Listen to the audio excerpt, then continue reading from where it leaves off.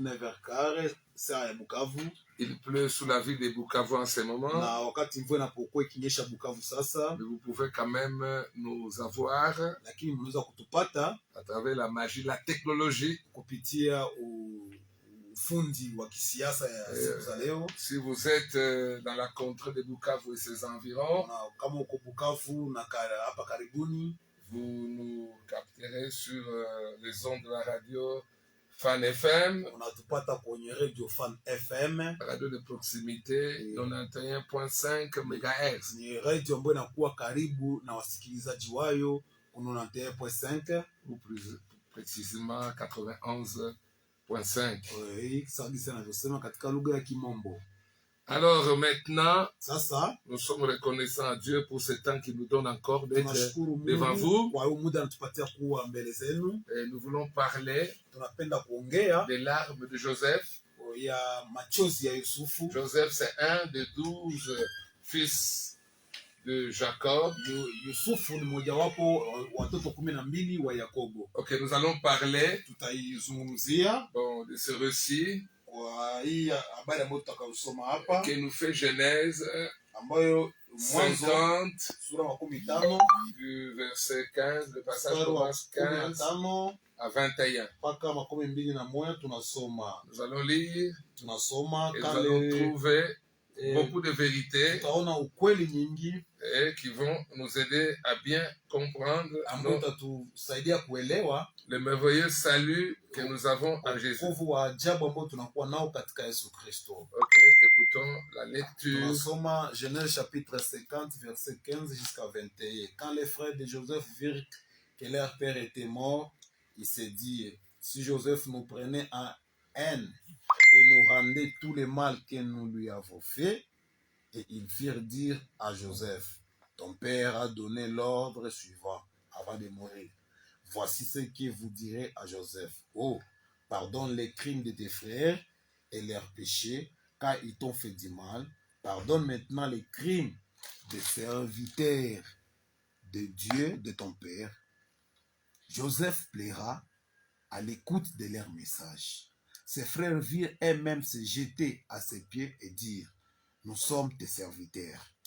Joseph leur dit, n'ayez pas peur, si j'en ai fait à la place de Dieu, vous avez projeté de me faire du mal. Dieu l'a changé en bien pour accomplir ce qui arrive aujourd'hui, pour sauver la vie à un peuple nombreux. Désormais, n'ayez donc plus peur, je pourvoirai à vos besoins et à ceux de vos enfants. Ainsi, c'est ainsi qu'il les réconforta en parlant à leur cœur. Amen. Amen. Amen. Là, nous avons Joseph, une grande figure, une image de Christ. En effet, Jésus-Christ, avant qu'il soit venu en chair, il était déjà manifesté en type, en image. Nous pouvons voir en Joseph la parfaite image de Christ. Il y a beaucoup de similarités. Joseph est destiné à être le chef de ses frères.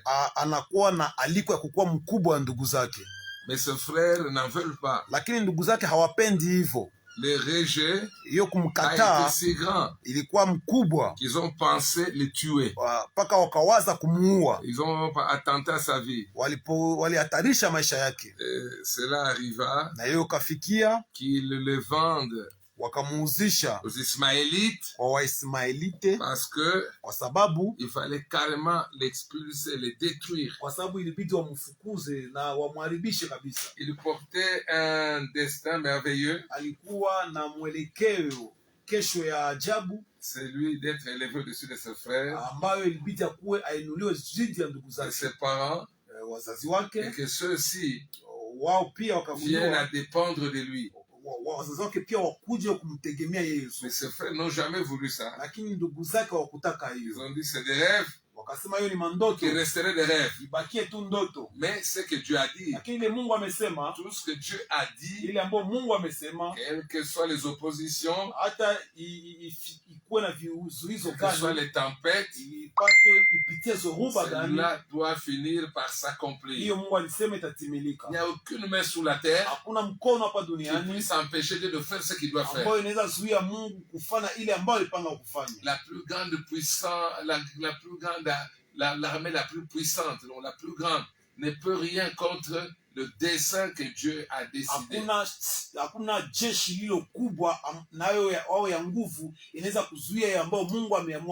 Tout ce que Dieu veut accomplir, il peut l'accomplir. Dieu peut faire ce qu'il veut. Ce n'est pas les armes, ce n'est pas la haine, ce n'est pas toutes sortes de complots qui seront ourdis, qui peuvent empêcher le dessein de s'accomplir. Oui, il y avait un dessein sur le serviteur de Dieu, Joseph. Ses frères étaient opposés à lui. Bon, ça c'est dans le récit, un peu dans les passages qui précèdent ce que nous lisons aujourd'hui. Ses frères l'ont vendu. Ils ont su à ce moment-là que les rêves de grandeur de Joseph, c'était fini. Oui, c'est ça ce qu'ils avaient décidé. Et Joseph vendu, et là où il est allé, l'Éternel était avec lui. En fait, l'Éternel était avec lui dans la parole qu'il gardait en lui. Il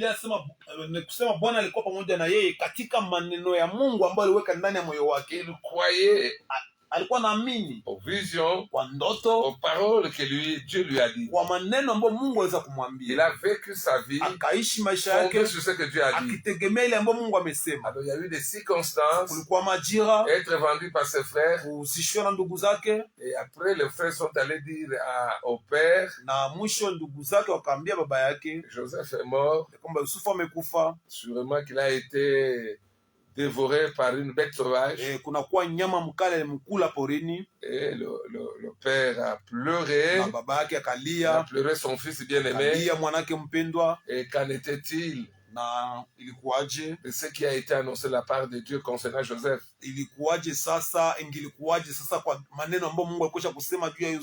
Tout le monde réalisait que ça n'était fini. Mais là où Joseph est parti, Dieu a continué à veiller sur lui. Dieu a veillé sur la parole qu'il avait dite à son sujet. Il y a eu tout ce qu'il y a eu. Il y a eu même cette faute accusation de la femme de Potiphar, patron de Joseph.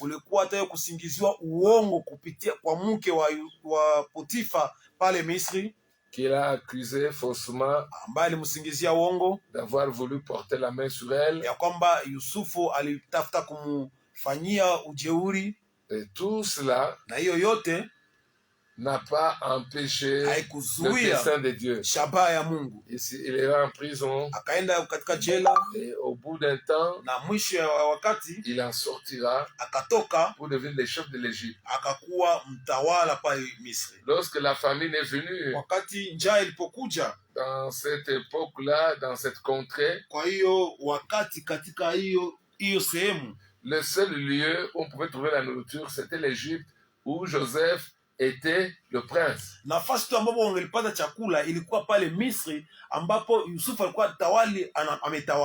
était un grand chef qui gérait totalement l'Égypte.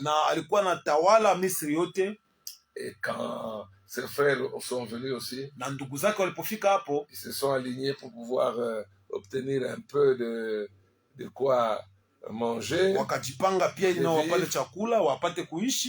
Mais Joseph les a reconnus. Alors lui, eux ne pouvaient pas le reconnaître. Parce que c'était un homme déjà vendu, détruit. Il n'avait aucun moyen, aucune façon de pouvoir expérimenter aishi la destinée qui lui était déjà annoncée. hiyo mwelekeo ya maisha ambayo Mungu alikuwa kumpatia. Donc il pouvait le voir wangelimuona dans ses habits d'autorité égyptienne. Katika hiyo manguo ya mkubwa katika Misri. Ils étaient loin d'imaginer walikuwa mbali kufikiria que ya kwamba le monsieur en face était bien Joseph. Huyu ndugu ambaye anakuwa mbele yetu ni Yusufu. Mais Joseph qui les connaissait, lakini Yusufu ambaye alikuwa anawajua, il est venu alikuja à se faire connaître à eux, akajifunua kwao. Après le père qui était resté, na kisha baba ambaye alibakia Yakobo viendra rejoindre aussi akakuya pia Joseph en Égypte. Kukutana Yusufu Misri. Vous connaissez cette histoire. Unajua hiyo habari. Ce que nous voulons seulement souligner, hii ambayo tunataka kukazia magharibi ya leo, c'est que ce que Dieu a dit, ile ambayo Mungu alisema, il n'y a rien qui peut faire tomber hakuna kitu inaweza kufanya la parole que Dieu a dite. Neno ya Mungu inapata timilika tu. La parole de Dieu s'est parfaitement accomplie en faveur de Joseph. Neno ya Mungu litimilika kikamilifu kwa maisha ya Yusufu. Il y a un de ses frères, na mmoja wapo ndugu zake, les circonstances éprouvantes, hata majira ambayo rien n'a pu arrêter le dessein de Dieu. Hakuna kitu ingelizuia mpango wa Mungu. Alors qu'il était roi, na alikuwa mfalme, non, qu'il était le premier ministre, alikuwa kama mwaziri wa kwanza. Donc son père qui l'a rejoint, babake alimkutana Misri, il a vécu à ses côtés, akaishi karibu yake, il a été consolé, akafarijiwa, il a bien vécu. Akaishi hapo. Un jour il mourut. Na siku moja Yakobo akakufa. Ici nous apprenons que à sa mort, hapa tunajifunza kwamba alipokufa, on vient dire à Joseph, watoto wengine wa Yakobo wakakia kumwambia Yusufu, Joseph alla et pleura sur le corps de son père. Na bakalia kwa mwili wa baba yake. Et après, mwisho il alla enterrer son père. Akaenda kumzika baba yake à Canaan. Akaenda mzika Canaan. Parce que Canaan était la terre promise. Kwa sababu Canaan ilikuwa nchi ya Abraham. Kwa watoto wa Abrahamu. Et maintenant après, na mwisho qu'est-ce qui va se passer? De retour du deuil, après le deuil, les frères de Joseph ils ont conçu un mensonge selon lequel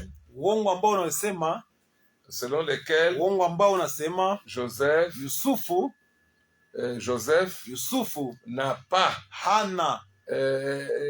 plutôt Jacob en mourant, parce que le mensonge que Joseph était dévoré par un animal sauvage a finalement pu rattraper le frère aîné de Joseph. Iliweza kuwakamata wasa, ilikutanika kama ni uongo, waliona kama mbele ya Yakobo kama ilikuwa ka uongo, ile maneno walisema kama Yusufu kwenye mkali ilimkula. Alors ils se sont dit, sasa wakasema, maintenant que le père, sasa hivi baba, qui était le tampon entre nous et Joseph est parti, ambaye kwa sababu alikuwa anatuchunga kati ya sie na Yakobo na Yusufu, il se pourrait, inawezekana kwa ukweli, dans un instant kwa hizi de colère za hasira, Joseph peut se souvenir, Yusufu anaweza kumbuka ce que nous lui avons fait. Il a tout le pouvoir ici. Dans ce pays d'Égypte, il pourrait sûrement décider de notre mort. Parce que nous avons voulu le tuer. Maintenant, nous sommes cuits. Alors nous devons bien dire, écoutez ton père en mourant, parce que il a instruit qu'on te dise que tu ne peux pas revenir sur l'incident. Avec l'incident fâcheux par lequel nous avons voulu te tuer et puis on t'a vendu. C'était un mal. Nous avons commis un crime. Et aujourd'hui ça nous rattrape. Le père a dit, ne te venge pas, pardonne tes frères une fois pour toutes. Nous sommes tes frères. Et on dit, c'est le verset qui suit qui dit, je crois que c'est 17 qui dit, Joseph pleura. Joseph est l'image de Jésus. Et quand vous êtes dans Jean 11, 35, C'est la même chose qui est montrée. Qu'est-ce qui est montré là-bas? Il est montré aussi que Jésus pleura. C'est lui ici, Joseph, l'image de Jésus. Donc les pleurs de Joseph, c'est comme les pleurs de Jésus. Pourquoi Jésus pleura face au tombeau de Lazare? Est-ce que c'était un aveu d'impuissance face à la réalité de la mort? Lazare mort, des gens en train de pourrir. Est-ce que c'est ça qui le faisait pleurer? Non, ce qui faisait pleurer Jésus, c'est que la Bible peut nous montrer l'incrédulité de tout ce qui l'environnait. Il ne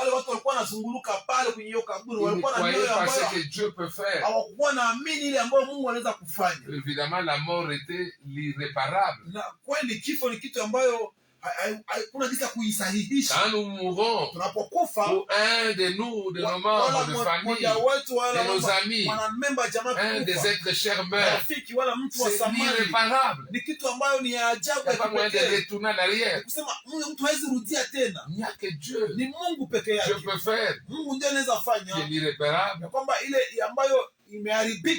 soit maintenant restauré, n'est-ce pas? Et la vie de notre ami Lazare, il est revenu à la vie. Il est ressuscité d'entre les morts par la parole de Jésus. Alors si nous voyons aussi notre ami Joseph, quand il a reçu ses frères, il les a établis sur le meilleur terre. Il leur a donné les terres fertiles. Il a dit prospérez, soyez à l'aise. Je vous garantirai tout le bonheur possible. Et quand aussi nous venons à Jésus, nos péchés sont remis. Le plan merveilleux de Dieu est activé. Et nous pouvons maintenant vivre de Dieu, entendre de lui, être conduit par lui, être dans sa paix, être dans sa joie. Cela nous est donné selon qu'il a dit. Je suis le bon berger, je suis venu avec mes brebis, et la vie, et l'est en abondance.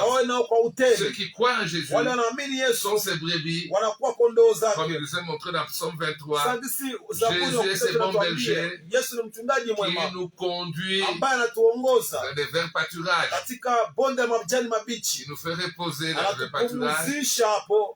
Et si nous traversons la vallée de l'ombre de la mort, nous n'avons rien à craindre parce que lui-même est avec nous. Sa houlette et son bâton sont là pour nous rassurer. Voilà ce qui devait être le cœur des frères de Joseph quand Jésus leur a pardonné.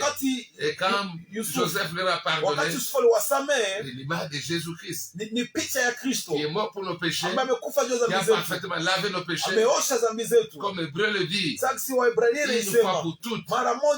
Hébreu 10:10. Tous nos péchés ont été lavés, pardonnés, une fois pour toutes. Parce que le sang de Jésus, qui possède la puissance d'une vie impérissable, qui possède l'immortalité, a le pouvoir d'effacer le péché du début du monde jusqu'à la fin du monde. Une seule fois, en un seul sacrifice, tous les péchés des hommes, de toutes les générations, ont été effacés une fois pour toutes. Après la vie de Dieu, vient alors, et l'homme peut vivre de la part de Dieu, marcher par l'esprit, marcher par la foi, et ainsi, le travail, le pouvoir de Dieu peut être à notre service, à notre profit. Exactement comme Joseph l'a fait pour ses frères. C'est ce que Jésus fait pour tous ceux qui croient en lui. Mais qu'arrive-t-il? À nous arrive des doutes qui tendent à remettre en toute l'œuvre de Dieu. kusahau kazi yote ya Kristo. Aujourd'hui dans le monde entier, Leo katika dunia nzima, c'est moi me dire mes amis, acha niwaambie ndugu dans le zangu, monde entier, katika dunia nzima, tous les hommes et les femmes, tous les watu hommes et wa les femmes qui baba wa croient, mama ambao wanaamini remettent en question le pardon de Christ. wanakataa kazi ambayo Kristo alifanya, wanakataa hiyo Ils msamaha. pensent toujours, Wanawazia kama même si on a cru, hata kama tumeamini, les péchés continuent. dhambi zinaendelea. Comme la chair Sagisi mwili continue à agir mwili inaendelea kutumika dans diverses circonstances. katika majira mbalimbali. Alors ce que Christ a fait Sasa hiyo ambayo Kristo est comme amefanya annulé. ni kama haina kazi, haina maana. Si Christ ne nous a pas racheté une fois pour toutes, Kama Kristo angelitukomboa mara moja tu, qu'est-ce qui peut encore nous racheter? nini ndio tena inaweza kutukomboa? Qu'est-ce qui peut nous racheter Nini ndio encore tena inaweza kutukomboa si Christ ne wapendwa? l'a pas parfaitement Kama fait? Kristo hakuifanya Ce kikamilifu. message, ce mensonge Hiyo uongo est du diable. inatokana na shetani. Le diable qui veut que la croix de Jésus Shetani ndio anapenda kwamba msalaba wa Kristo soit une croix ikuwe msalaba qui n'a pas toute sa puissance. ambayo haina nguvu yake Christ yote. serait mort en vain. Kristo amekufa kwa Bien qu'il est bure. mort, Hata kama nous amekufa, continuons à être pécheurs. tuko tu wote wenye Nous dhambi, devons pleurer encore pour nos péchés. inabidi tulie juu ya dhambi Nous zetu. devons nous souvenir de ce que nous avions fait. Lazima tukumbuke mabaya ambayo tulifanya, C'est dans comment nous avons fait le mal. na hivyo tulifanya Nous mabaya, devons pleurer. lazima tulie. Les frères de Joseph Na wandugu wa sont même Yusufu tombés à terre. walianguka mbele ya Yusufu, Ils ont dit pardonne-nous. wakaambia Yusufu Pour tusamehe, Joseph, c'était un choc. lakini Yusufu ilikuwa kwa Comment kikwazo. pardonner les péchés qui sont déjà pardonnés? Nitawasameheje ndugu zangu wakati nimekwisha tena kuwasamehe? Comment purifier les péchés déjà purifiés? Nitasafisha dhambi namna gani nazisha kusafishwa? Comment payer Nitalipa la dette je déjà payée? deni ya dhambi? Moi aussi, j'en ai souffert. Na mimi niliteseka Comme des hivyo, millions d'entre vous. sagisi milioni ya watu leo. J'ai cru de cette manière. Nimeamini hivyo, J'ai cru que je devais me tenir devant Dieu avec ma nimeamini propre kwamba justice. ninapasha nisimame mbele ya Mungu na haki yangu Je mwenyewe, devais pleurer pour mes péchés, nilie juu ya dhambi les zangu, effacer, nizivute mimi les plus mwenyewe, totalement possible. na kwa ujumla yote Je ikiwezekana. croyais à ma confession des péchés Niliamini kabisa kwamba ninapokiri dhambi comme vizuri moyen de purifier mes péchés. ni njia ya kufanya Mungu anisamehe na Faisant aoshe dhambi ainsi, zangu. Nikifanya hivyo Je méprisais la croix de ni Christ. kudharau msalaba wa Je ne le Kristo. savais pas. Sikukuwa C'est najua, la pratique de toute la chrétienté. na Ukristo wote leo wanaishi hivyo. Les gens sont devenus dans la sentimentalité. Watu wanakuwa katika hisia, Ils pensent quand ils pleurent, wanawazia kama alors wakilia Dieu pardonne le péché. juu ya dhambi alafu Mungu anasamehe Dieu nous dhambi. pardonne le péché Mungu anatusamehe que sur dhambi la base kwa msingi de ce qui est montré dans Hébreux 9, 22. ya ile ambayo imeonyeshwa katika Waebrania sura 9:22. Qu'est-ce qui est montré dans Hébreux 9, 22? Nini ndio Waebrania nasema pale? Il est montré que Inaonyesha kwamba sans l'aspersion du sang, bila damu kumwagika il n'y a point de pardon de péché. hakuna msamaha wa dhambi. Mais confesser le péché Lakini kukiri dhambi n'est pas l'aspersion du sang.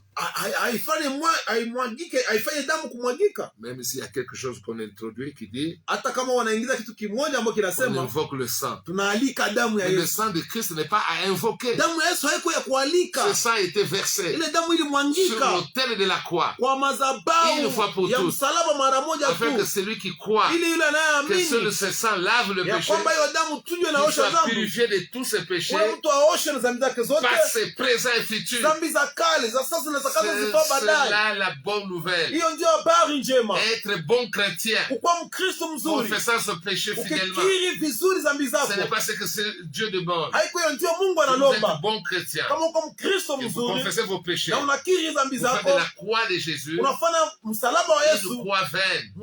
msalaba ambayo haina Vous faites de la maana, mort de Christ unafanya kifo ya une Yesu, mort vaine. kifo ya bure. Alors si vous rejetez la croix, Ukikatala msalaba, il vous reste que les jugements. inaomba unasubiri tu hukumu ya Et les Mungu. jugements de Dieu vous amèneront en enfer. Hukumu ya Mungu itakupeleka jehanamu. Est-ce que je suis en train de dire que les chrétiens iront en enfer? Je niko nasema kama Wakristo tenda jehanamu. Oui. Ndio. La totalité des chrétiens aujourd'hui, Wakristo wengi leo de la manière qu'ils prient, kwa kisi de la manière qu'ils wanavyoomba, croient, kwa kisi wanavyoamini, qu'ils soient catholiques, wakuwa Katoliki, ils vont en enfer. Si je ne le dis pas aujourd'hui, je le dirai quand vous serez en cercueil, quand on pleurera, quand on dira, à jamais dans nos cœurs, on ne t'oubliera pas. On t'aura oublié le soir même, on boira, on mangera, on t'oubliera. Il doit croire à la bonne nouvelle. Aujourd'hui, nous crions comme des fous. Je vous dis, voyez au travail parfait que Jésus a fait, par lequel Dieu vous a déjà pardonné. Une fois pour toutes. Et aucun péché n'existe aux yeux de Dieu avec le sang de Jésus a coulé. Mais ces choses, n'importe quel théologien, il les connaît. Pourquoi ça ne prêche pas comme ça? Est-ce que les prêtres ne le savent pas? Est-ce que les prêtres, les pasteurs ne le savent pas? Pourquoi profaner le sang de l'alliance? Pourquoi tuer, renverser la croix? Alors ce soir, vous avez l'opportunité d'écouter la bonne nouvelle. Ne faites pas comme le frère de Joseph. Ne pleurez pas pour vos péchés passés. Les péchés passés, présents et futurs, ils ont été déjà pardonnés. Recevez le pardon pour et vivez dans la justice, la sainteté. C'est Christ qui vous l'a acquis. Vous êtes pardonné, sanctifié. Vos péchés passés ne sont plus. Ne pleurez plus. Faites pleurer notre Joseph, Jésus. Jésus pleure devant l'incrédulité de la chrétienté. Ce soir, comprenez ce que Dieu vous dit. Vous voyez que le sang de Jésus va laver une fois pour toutes. Parfaitement lavé, parfaitement sauvé, parfaitement purifié. Vivez sans péché. Au nom de Jésus. Amen. Amen. Que la bonne nouvelle, que la bénédiction soit votre partage. Soyez sauvés une fois pour toutes. Je vous remercie. Oui, apôtre, avant de clôturer, il y a quelqu'un qui appelle en direct? Ah, ok. Bon, après avoir écouté la bonne nouvelle, on est totalement pardonné. N'est-il pas normal que quelqu'un regrette quand même, comme un enfant devant son père, même s'il connaît la compassion de son père, la miséricorde, ne peut-il même pas regretter si le mal qu'il a commis? Oui, ça c'est la pensée de l'homme. C'est comme ses frères ici. Ce qu'ils ont fait, c'est dans cette même logique. C'est-à-dire, ils n'étaient pas sûrs du pardon. Quand la Bible dit, à l'offrande du corps de Christ, nous avons été sanctifiés une fois pour toutes. Est-ce que c'est vrai ou pas? Oui, c'est vrai. Est-ce que ça demande le sentiment ou de croire le fait que Dieu l'a dit et c'est comme ça? Ça ne demande pas les sentiments. Alors, s'il ne croit pas la parole, on se confie à son sentiment. On peut même dormir, déchirer les habits. Ça n'a aucun sens aujourd'hui. Dieu a déjà résolu votre problème. Acceptez ce que Dieu vous a donné en Christ. Qu'est-ce qu'il vous donne? C'est le pardon de tous vos péchés, passé, présent et futur.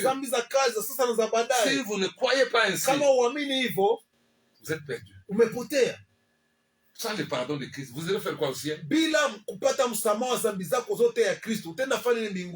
L'accès ne vous sera pas donné.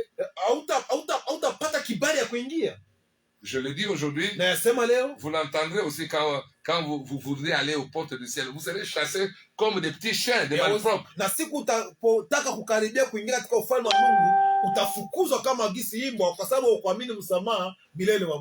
que Dieu a tant aimé le monde.